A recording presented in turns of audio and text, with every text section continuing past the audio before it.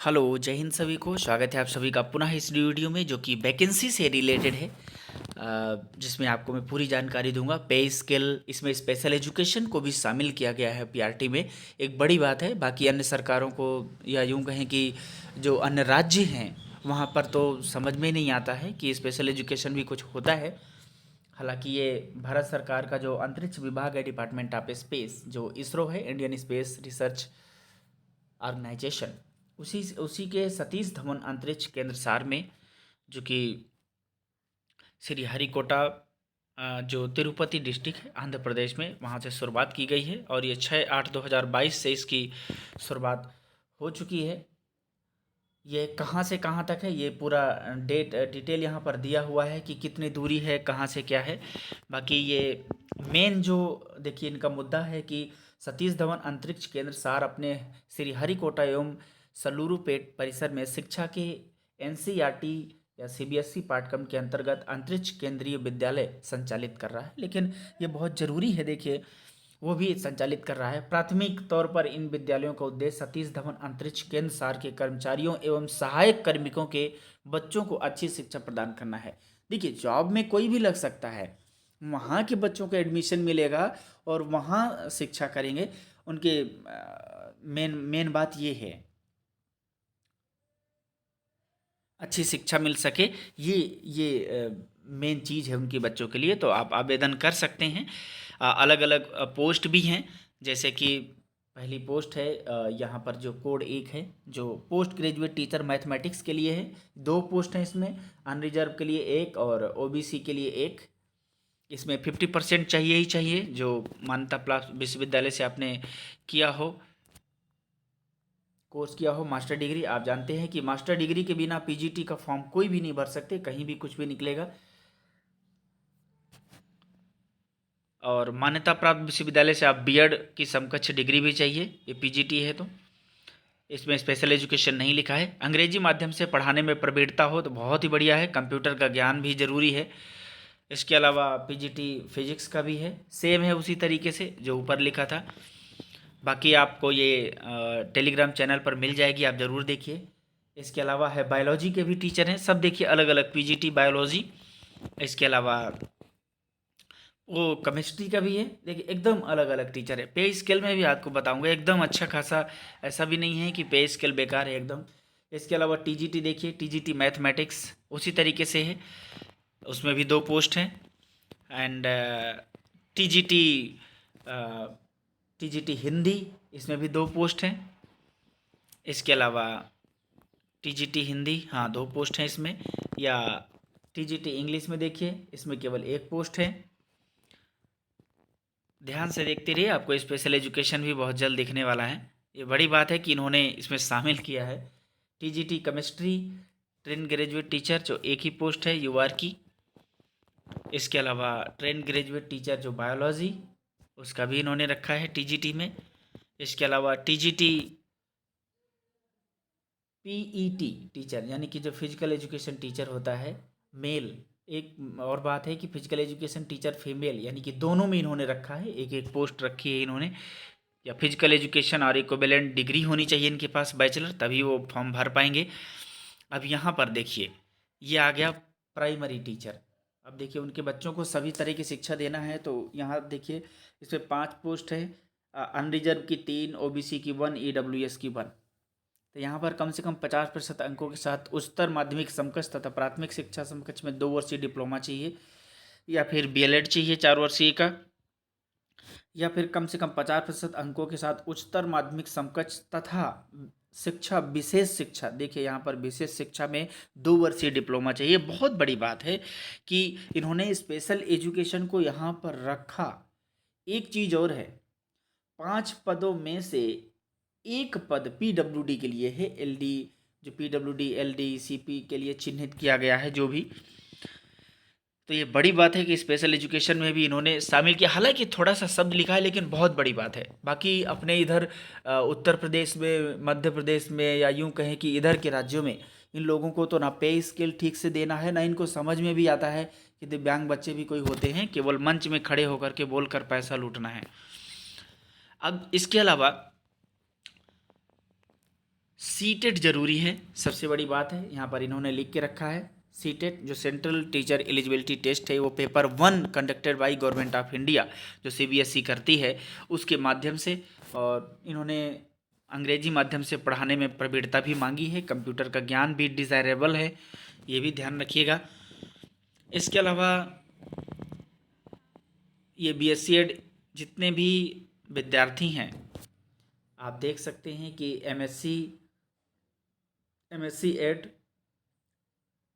Master of science education, bachelor of science education, etc are eligible to apply.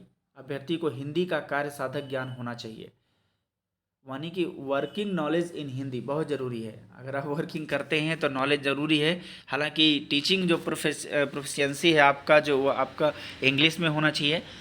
इसके अलावा मैं आपको बताता हूँ कि पे स्केल देखिए कितने बढ़िया है, कैसे क्या अप्लाई करना ये भी है। ये देखिए यहाँ पर पे स्केल बहुत अच्छा दिया हुआ है, आप देख सकते हैं। पद कोड जो 1 से 4 तक था ऊपर का, जिसमें पोस्ट ग्रेजुएट टीचर था, उसमें लेवल 8 दिया जाएगा जो 47,600 से 1,51,100 रुपये यहाँ पर जो। और उम्र देखिए अधिकतम 40 वर्ष है। 18 से 40 का मतलब है कि 18 से कम नहीं होनी चाहिए, और 40 का मतलब है कि 40 वर्ष से ऊपर नहीं होनी चाहिए, यानी कि 40 इन्होंने लास्ट रखी है। इसके अलावा 5 से 11 जो टीजीटी है उनको 44,900 लेवल 7 दे रहे हैं, 1,42,400 रुपये। 18 से 35 वर्ष इन्होंने रखा हुआ है, यानी कि टीजीटी वाले हैं जो 35 साल तक अधिकतम, और 18 से कम नहीं होना चाहिए। और 12वां जो है प्रशिक्षित अध्यापक जो प्राइमरी टीचर है वो 35,400 से 1,12,400। ये 18 साल से कम नहीं होने चाहिए और 30 साल से अधिक नहीं होने चाहिए, लेवल 6 दे रहे हैं ये। सबसे बड़ी बात ये है कि 35,400 से स्टार्टिंग कर रहे हैं, बाकी तो सब सिक्योरिटी गार्ड की तरह रख रहे हैं, ये बड़ी बात है। धीरे धीरे एक चीज़ और है कि इन्होंने ऐसा भी किया है कि अनुसूचित जाति तथा अन्य पिछड़े वर्ग के आवेदकों को इन वर्गों के लिए आरक्षित पदों पर ऊपरी आयु सीमा में क्रमशः 5 वर्षों एवं 3 वर्षों की छूट है। यानी कि अनुसूचित जाति का होगा, यानी कि जो जैसे कि एससी कैंडिडेट है, और 5 साल का होगा, and 3 years for OBC. And भूतपूर्व सैनिक, चिन्हित दिव्यांगता से ग्रसित व्यक्ति एवं केंद्र सरकार के कर्मचारी भारत सरकार के आदेश अनुसार आय सीमा में छूट के पात्र हैं। अगर इनको और ज़्यादा है तो और ज़्यादा ही दिया जाएगा। एक चीज़ और है, यहाँ पर जो फॉर्म भरना है आपको 250 रुपये ही लगेंगे प्रत्येक फॉर्म के लिए, नहीं गैर प्रतिदेय होगा, नॉन रिफंडेबल जिसे हम कहते हैं, ये आपको वापस नहीं किया जाएगा कुछ भी होता है तो। बाकी डेबिट कार्ड, इंटरनेट बैंकिंग के जरिए ऑनलाइन भुगतान किया जाएगा, आप ये ध्यान रखेंगे।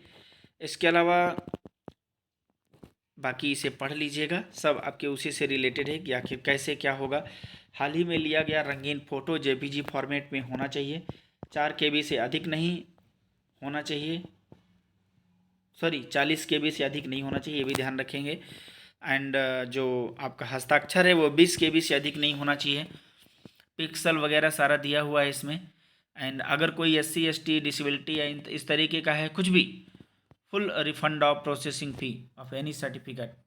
अगर आप कर दिए हैं और अगर आपका ऐसा है कि उसमें फ़ीस नहीं लगना है तो applicable for full refund of processing fee, जो भी आपका लगा है वो वापस भी कर दिया जाएगा। एनी वन सर्टिफिकेट अगर है आपके पास, डिसेबिलिटी कैटेगरी में है, SC में है, ST में है, किसी में भी, अपलोड की गई फ़ोटो स्पष्ट होनी चाहिए, पहचान हो सके बाद में। चयन प्रक्रिया बहुत ही सिलेक्शन प्रोसेस है कि चयन का माध्यम लिखित परीक्षा एवं कौशल परीक्षा होगी, स्किल टेस्ट भी आपका होगा। ऐसा नहीं कि आप वो मेरिट लिस्ट में आ गए बस सीधा सिलेक्शन हो गया, बिल्कुल नहीं।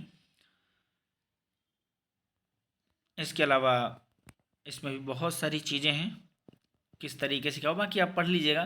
प्राइमरी टीचर के लिए क्या क्या चाहिए, यहाँ पर DLED BLED ये सब सारी चीज़ें दी हुई हैं, ये आपको टेलीग्राम चैनल में मिल जाएगा। बाकी मैं आपको और एक चीज़ बताता हूँ, ये देखिए, अगर ऐसा हुए हु फेल्स सबमिटेड NOC, अगर ऐसा कोई व्यक्ति है जो कहीं जैसे जॉब वॉब करता है तो NOC भी देने पड़ते हैं, बिना NOC के अनापत्ति प्रमाण पत्र के, ये थोड़ा सा दिक्कत करता है बाद में। और इसके अलावा candidate belonging to EWS category shall produce the original EWS certificate at the time of skill test of verification. ये EWS जो इकोनॉमिक वीकर सेक्शन वाले लाभार्थी होते हैं, लर्नर होते हैं, उनके लिए है ये। और ये भी है कि बहुत सारा 5 एकड़ या उससे अधिक की कृषि योग्य भूमि हो भैया। अगर जब बहुत ज़्यादा है तो फिर आपका मान्य नहीं होगा कई सारी चीज़ों से, आर्थिक रूप से। मतलब EWS वालों के लिए है कि कितना ज़्यादा रखेंगे। पता चले कि आपका करोड़ रुपए का आमदनी है और EWS का बनवा के रखे हैं तो आप उसकी श्रेणी में नहीं आएंगे, ये भी ध्यान रखेंगे। दंडाधिकारी जो जितने भी मजिस्ट्रेट हैं ये सब हैं, आपको किस तरीके से दंड दे सकते हैं, कई सारी चीज़ें हैं इसमें। PWD के अभ्यर्थियों को लिखित परीक्षा यदि लेखन के लिए अन्य व्यक्ति की सहायता प्रतिपूरक समय के विकल्प का चयन करें। बिल्कुल, अगर कोई स्क्राइब चाहिए होता है कि रिटन टेस्ट वो किसी और कोई दे सकता है, स्क्राइब ले करके कंपनसेशन दिया जाता है टाइम के लिए भी, कि उनको टाइम भी मिलेगा एक्स्ट्रा, है ना। तो ये भी चीज़ है। आरक्षण हेतु निःशक्तता की सीमा कितनी है?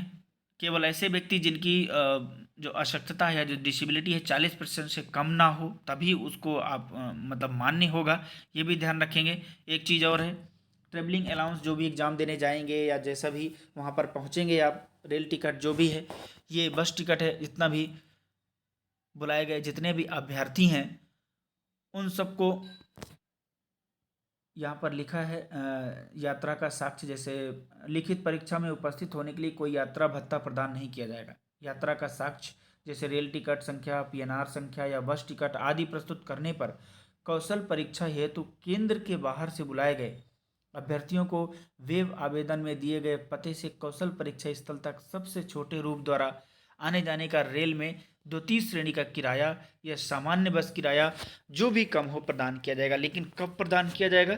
जब आपका स्किल टेस्ट होगा, ध्यान रखेंगे, क्योंकि स्किल टेस्ट में कम लोग जाएंगे तो कम लोगों को देना पड़ेगा। लिखित परीक्षा में भरमार हो जाएगी, इसलिए नहीं देंगे। कंप्यूटर बेस्ड टेस्ट होगा, ये भी ध्यान रखेंगे आप। ईमेल ID वगैरह सही से भरिएगा भाई। ये देखिए यहाँ पर CBT बेस्ड टेस्ट होगा, कंप्यूटर बेस्ड टेस्ट, ये बढ़िया है। बाकी आप सिटी देख सकते हैं, यहाँ पर आप 20 एग्ज़ाम सेंटर दिए हुए हैं, जो आंध्र प्रदेश में भी हैं 3, आंध्र प्रदेश में 3 हैं, जो गुंटूर, विशाखापट्टनम, तिरुपति है। असम में 1 है गुवाहाटी, एंड बिहार में 1 है पटना। चंडीगढ़ में चंडीगढ़ ही है मेन। नई दिल्ली में नई दिल्ली है। गुजरात में अहमदाबाद है, एंड कर्नाटका में बेंगलुरु और हुबली है। केरल में तिरुवनंतपुरम, एंड केरल में एक और है कोझिकोड। भोपाल में मध्य प्रदेश में भोपाल है, एंड महाराष्ट्र में मुंबई, नागपुर है। उड़ीसा में भुवनेश्वर है। यानी कि भुवनेश्वर या नागपुर, मुंबई, ये सब बता रहे हैं, ये परीक्षा के शहर हैं और राज्य के नाम इधर हैं। तमिलनाडु राज्य में जो चेन्नई और मदुरई है यहाँ पर रहेगा। इसके अलावा तेलंगाना में हैदराबाद और उत्तर प्रदेश में लखनऊ ही मेन होगा, वहाँ पर ही जाना होगा। और उत्तर प्रदेश कोई भरता है तो उत्तराखंड, हिमाचल प्रदेश कोई है तो देहरादून होगा। पश्चिम बंगाल वाले कोलकाता ही डाल सकते हैं। ये है मेन। और केवल भारतीय नागरिक ही आवेदन कर सकते हैं, किसी भी प्रकार के अंतरिम पत्राचार पर विचार नहीं किया जाएगा। सही से फॉर्म भरेंगे, इस चीज़ का ध्यान रखेंगे। एक चीज़ और ध्यान रखेंगे कि केवल ऑनलाइन ही स्वीकार किया जाएगा। उनकी वेबसाइट 6/8/2022 से 10 बजे से 28/8/2022 5 बजे के बीच उपलब्ध रहेगा, ये ध्यान रखेंगे। वेबसाइट आप विजिट कर सकते हैं। ये है। प्रारंभ होने की तिथि भी 6 अगस्त 2022 10 बजे से था, और 28 अगस्त 2022 5 बजे तक रहेगा। बाकी अगर कोई जानकारी है तो आप इनके वेबसाइट चेक कर सकते हैं, ये ध्यान रखेंगे। Thank you so much. तो ये आज का पूरा जो वैकेंसी है, देखिए ये सब बड़ी बात है कि इन्होंने निकाल दी है। आजकल कहाँ कोई स्पेशल एजुकेशन को भी पूछता है, लेकिन धीरे धीरे सुप्रीम कोर्ट के ऑर्डर के अकॉर्डिंग सब लोग ध्यान देने लगे हैं। ठीक है, थैंक यू सो मच। मिलते हैं नेक्स्ट वीडियो में, तब तक के लिए जय हिंद, वंदे मातरम।